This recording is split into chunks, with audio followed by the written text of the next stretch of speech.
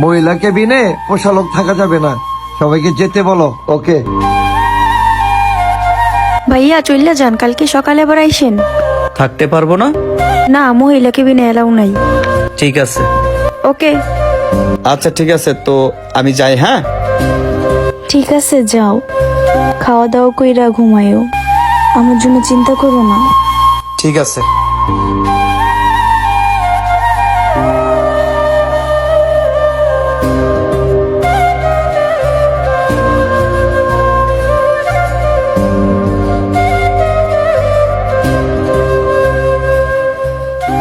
মহিমা, এখন কেমন লাগতেছে?